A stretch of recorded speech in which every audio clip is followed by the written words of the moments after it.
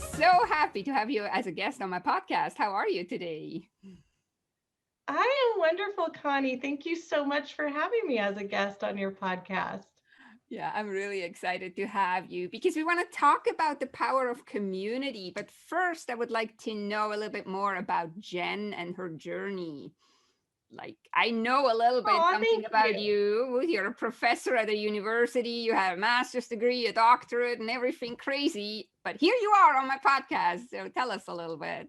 Yeah, I'm actually not in that field anymore. And that's part of my journey is that field was making me so stressed out and burned out as a young mother and wife that I couldn't function in it anymore. So I left and I created a new life. And I did that in a way that I was able to very specifically have a business that gives me meaning and purpose, but that also doesn't overwhelm my life so that I have time for my kids, my husband, my 5 pets, and myself. And really, that's what everything I do now is about, is helping people to find that for their lives. Yeah. And was there a pivotal moment when you knew that your old life doesn't work anymore and that you have to find a new one? Like, was there one moment or was it more like just creeping up on you and you knew one day? Or how did it happen exactly? Interestingly, it was kind of both. Mm-hmm. I was already in a state of mind that I was really struggling with my emotional health when I was a professor.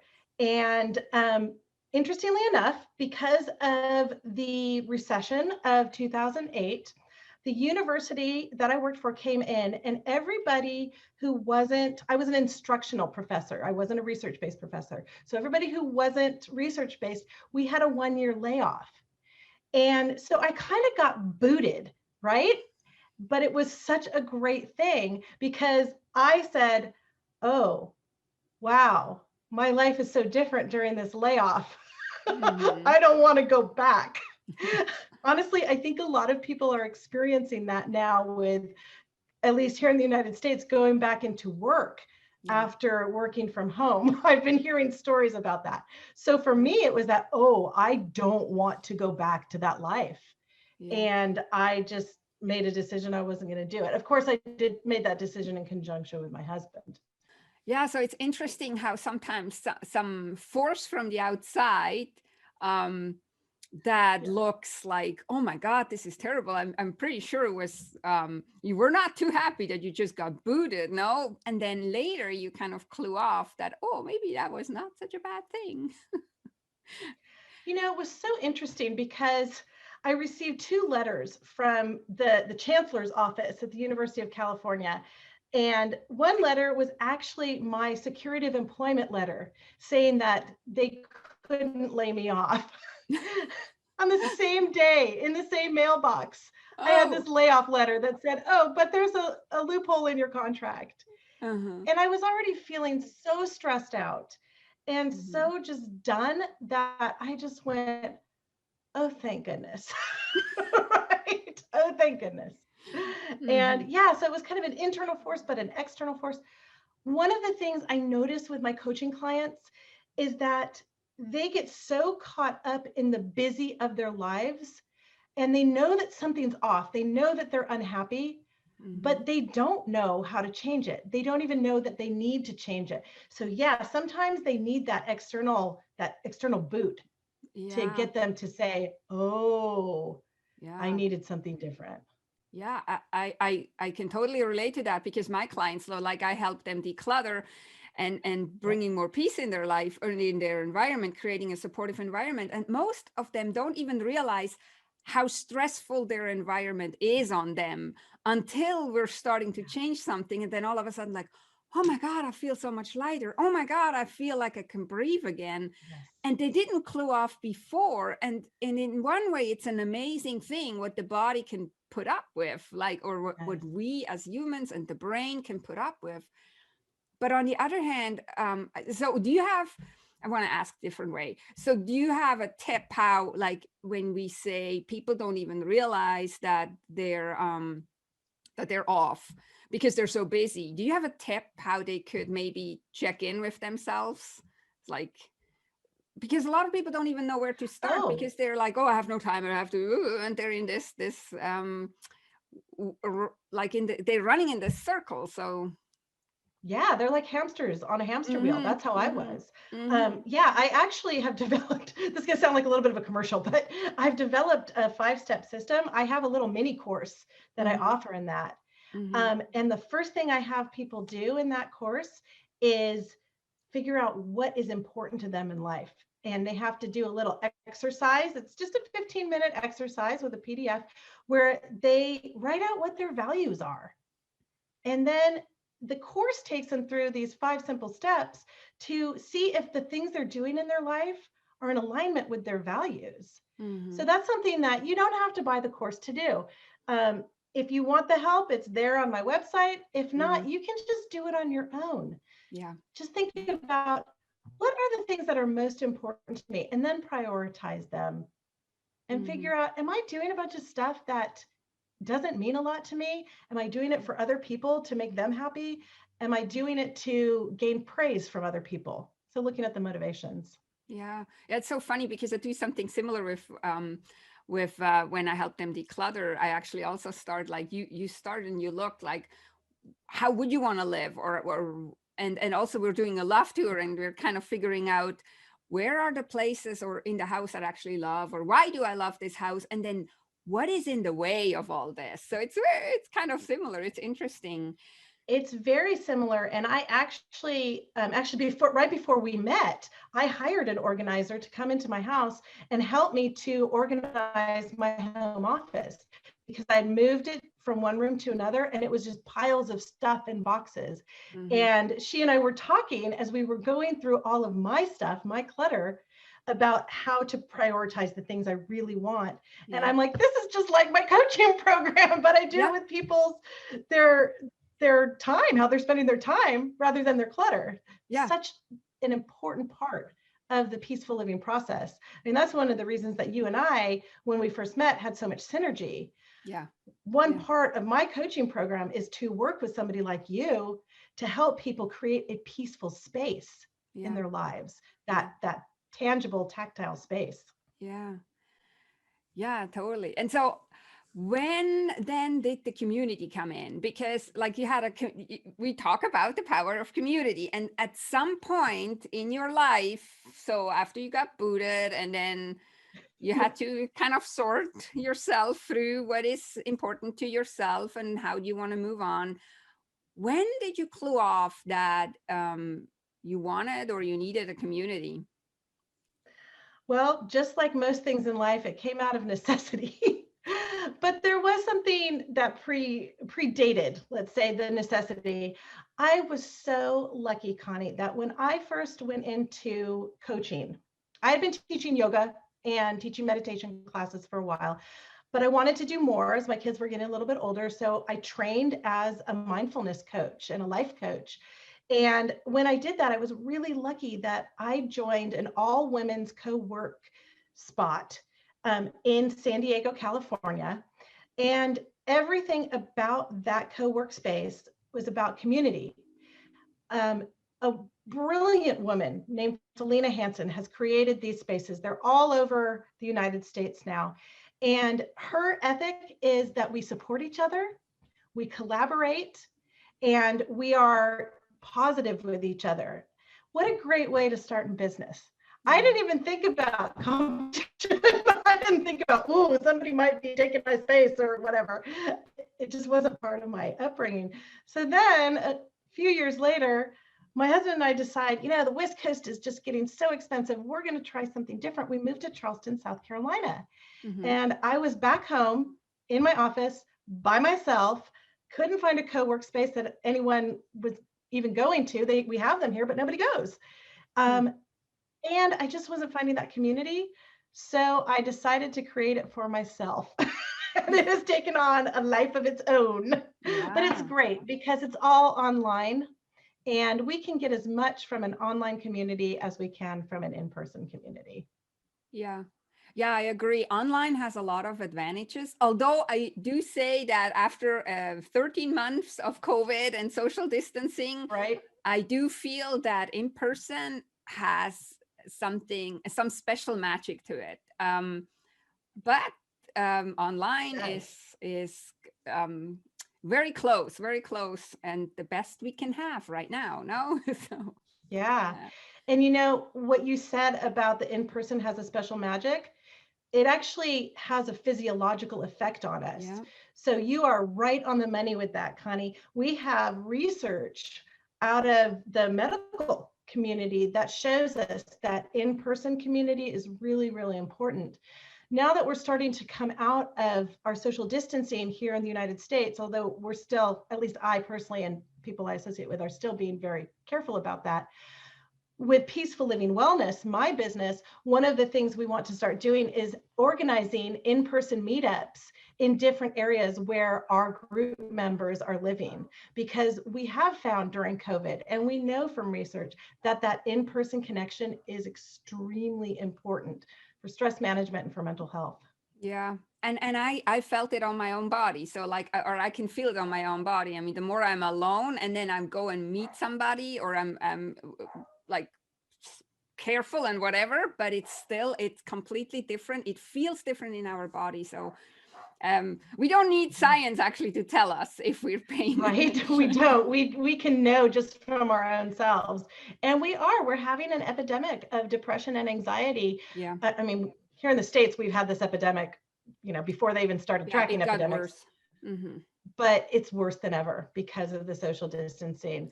Um, Yeah, that said, the online community can mitigate some of that as well. It's not as good as everything else. It's not as good as in person, but it can help to a certain extent. yeah, yeah. It does. It sure makes us not feel so lonely. It's like we're like, thank God for the internet. No, like when they had the other pandemic Yeah, 100 years ago, they had barely telephone, so we're really I know. lucky in yeah. So now we know why you founded it. So I'm always interested, like mental clutter, like was there any limiting beliefs that came up that were kind of some gremlings telling you, oh, no, no, you can't just do something? Or were you Oh yeah. always confident and you knew, oh, now I'm just creating my own online community and people are just gonna flock to me and all is wonderful? Oh no. Part of what I do, part of my coaching is that I work with business owners with mindset blocks. And the only reason I can do that is because I have suffered from all of them, right?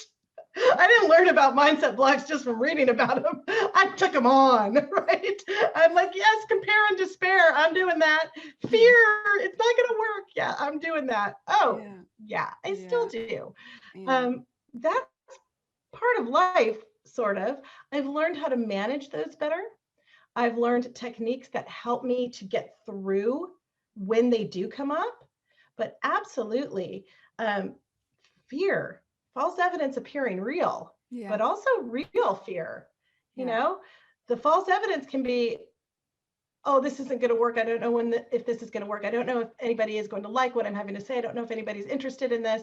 That's just false evidence, and we don't know. Real fear comes in when we look at those social media numbers, right? And we go, oh, why isn't Instagram growing at the rate it should? yeah, But in order to go forward as a business owner, in order to go forward as a person in our careers, in order to go forward as moms and spouses and friends, we have to be able to have mindset techniques that get us through those things. Can I give an yeah. example of how that would work in terms of like a Oh, of course. friendship instead of in terms of Yeah, business? please. Being brand new in 3,000 miles away from where I've ever lived, trying to build community, it has been very interesting, very challenging, because coastal California has its own culture. South Carolina not only has its own culture that is deeply, deeply entrenched, but it's also a place where people are moving to from all over the East Coast. So you really have a lot of cultural clashes, so to Mm-hmm. speak. Mm-hmm. And what that amounts to is tension. Mm-hmm. So as I have been trying to make new friends, I have found that it's a lot harder here for me to find people who I'm like-minded with. And I have to overcome my fear of being judged. Mm-hmm. That, oh, is she going to like me? Are these people going to accept me?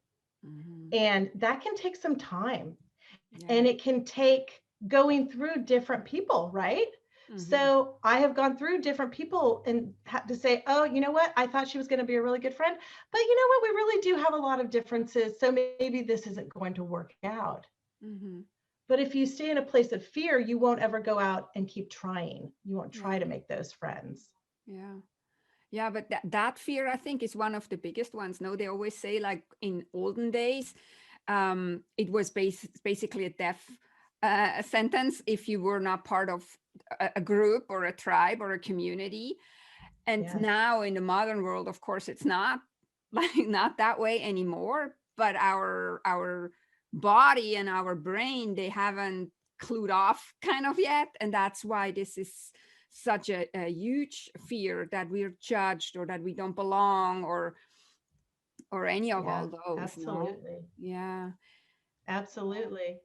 But I think there is something to say for this epidemic of depression and anxiety that we're seeing across the world, right? Because of the Hmm. pandemic, Yeah. that even though we don't need the community to do the hunting and gathering to survive in terms of food, we still have this innate human need to be Yeah. part of a community. Yeah.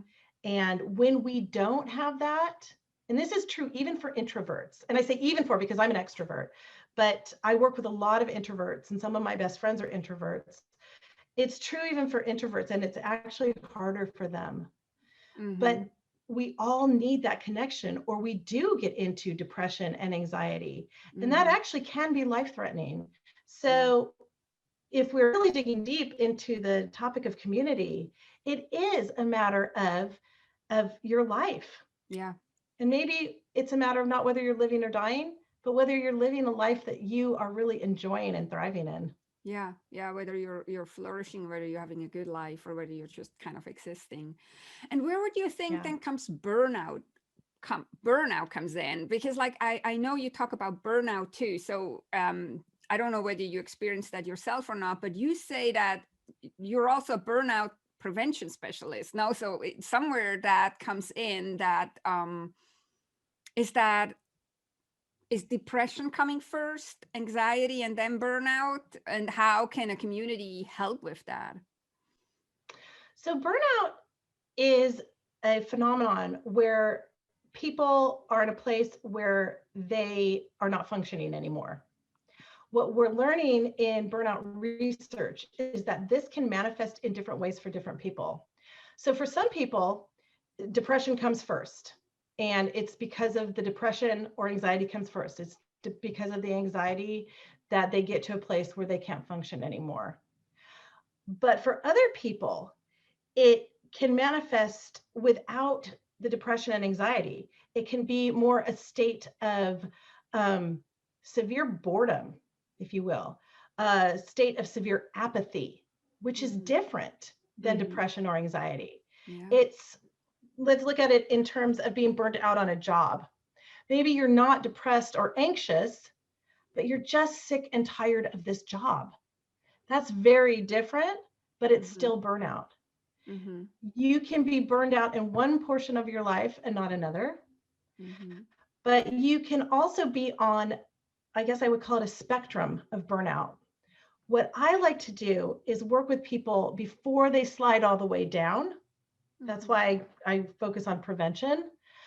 But because I have been in a state of serious burnout, my graduate school, when I was earning my doctorate, I was in a state of serious burnout, which included depression and anxiety. But it was also just, I can't, I can't do this anymore.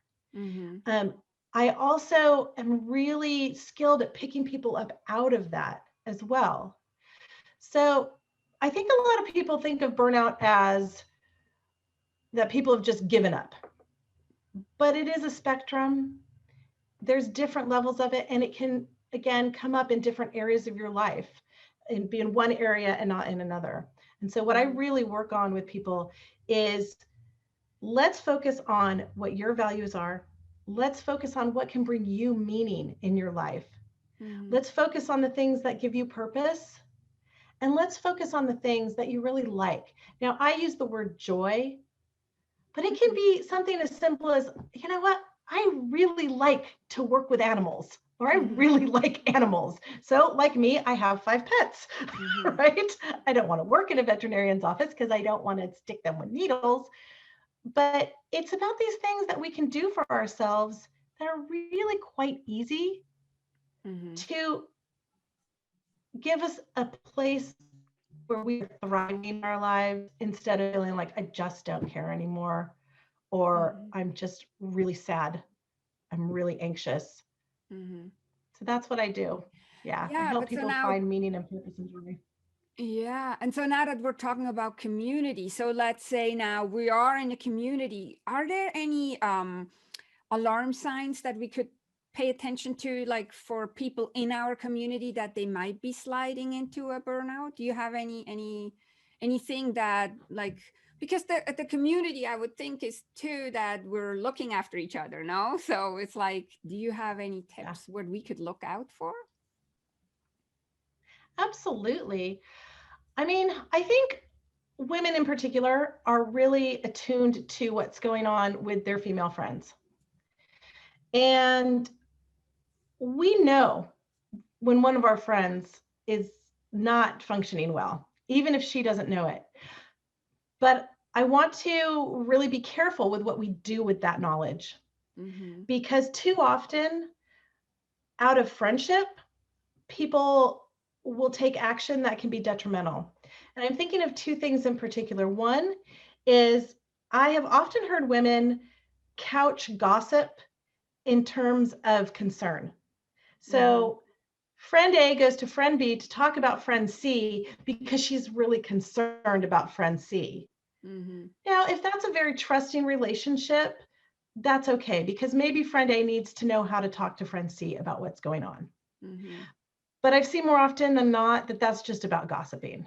So we need to be careful with that. The other thing is then how to approach friend C. So again, people can be a little harsh sometimes, and they'll say, hey, get it together. You know, what's going on with you? And we need to be very compassionate and caring if we have a friend who's struggling. Another thing I like to empower people to do is to reach out to their community. In fact, I think that is even a more powerful thing we can do. So if we're in a state that we're struggling, I like to let people know that they can gain inner strength through being a little vulnerable and reaching out to people for help. Of course, you need to do that within a trusted community. But when you practice vulnerability that way, you gain so much inner strength and resilience. And that, to me, is the true power of community. And you probably give go ahead. to somebody else as well to then maybe reach out when they're needing help or when they're are a little bit down. You know, it's like, I feel sometimes when we're all just sitting here and thinking, oh no, I would be bothering them. No, you're actually not, because you can give them permission to also open up. No. Yeah. And then the community becomes even more trustworthy and more valuable as well. Absolutely. And that grows such intimacy within a relationship. And I know we often talk about intimacy in terms of romantic relationships, but I'm talking about intimacy within our platonic friendships as well. I have a friend, her name's Karen Carino, and she talks about the 3 a.m. friends. Those are the friends that you have such intimacy with, so much trust with, that if something is going wrong at 3 a.m., you can call them and they will pick up the phone and not be mad at you. If you're not vulnerable with your friends, then, and you don't give them permission to be vulnerable with you, as you just said, Connie, then you're not going to have 3 a.m. friends. And those are really important friends to have. Yeah, community. Yeah, it's such an important topic. We could probably talk for hours. Is there Yeah. where, first of all, where could people find you? Where would you want them to go if they want to become part of a community, or whether they want to learn more about your community? Well, everything I do is under the name Peaceful Living Wellness. So they can go to peacefullivingwellness.com, which is an online magazine, and it's a community of wellness practitioners, a community that you have just joined, Connie. I'm so excited about that, Me too. where they write articles, they record videos, they record podcasts, and we publish them every single week. So that's one place to find a community, a support community for information. Then Instagram, of course, but really our main place for community is Facebook. And I have created a peaceful living community group on Facebook. It's a free group. And we talk about all these kinds of things in that group. I do videos every week. I put up prompts, but also the members of the group get in there and they talk about what's going on in their lives. And we are there to support each other. And that group has been around actually, I think almost about 6 years now. And it's a really special place. And then, of course, if people want to go deeper into these topics, I'm here as a coach. I have a low-cost membership program where people get a video and a PDF in their email once a week. And that has its own group that goes with it, a smaller, more intimate group. We get down into topics more deeply in there. I just launched that, so it's brand new. I just started enrolling members in it. And I have group coaching that I'm taking a waiting list for, and of course, individual coaching.